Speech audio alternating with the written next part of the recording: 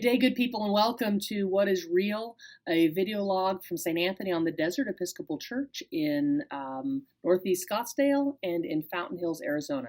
And that is exactly where I am today, renewed and refreshed after a week with colleagues at the Leaders Way at Yale Divinity School, and also a week of vacation with my husband, Darren, on Mount Desert Island in Bar Harbor, Maine. For all the work that it takes to prepare to leave and experience time away for professional development and respite, and all of the onboarding that it takes upon return, there is still always good value in taking the time to stop and reflect and refresh. And as always, I need to offer thanks and gratitude for the community that offers me the blessing to serve them and also to take the time. You know, rest and renewal, I found, they're not just important, they are imperative for development and for good health at all ages. And I know that I'm privileged to be able to take that kind of time away from work. And I know that all of us neither receive that time nor take it even if we get it to recharge our batteries. I read recently, though, in the Atlantic that even if we don't have that kind of time to take off in a block, and also to be compensated for it, I might add, there are strategies we can live into that can provide stress relief and rejuvenation. Notice I didn't say anything about steps to be more productive.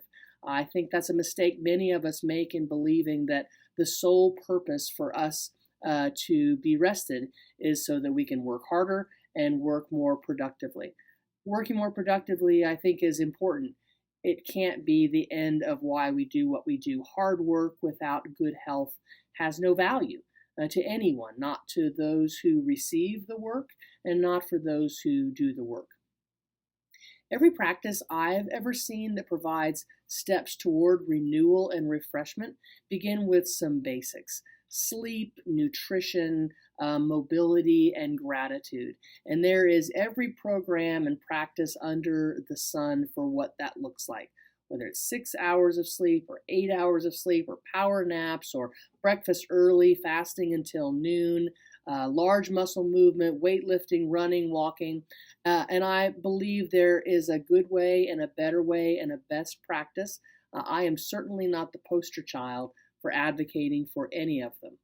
I do know that I have been most successful in being an asset who is healthy when whatever it is that I practice, I engage it in a way that is intentional. Jesus was intentional. He was intentional in his praise. He was intentional in his teaching of love. He was intentional in his life of prayer and renewal for himself. He went out to the desert to pray. He taught the disciples how to pray. And I don't believe any of that was without intention. I believe that all that he taught the disciples was intended to bring them strength and courage and refreshment for all the days to come that they would face in bringing the good news of God's love to everyone who would need to hear that. And that's all of us. What are your intentional practices?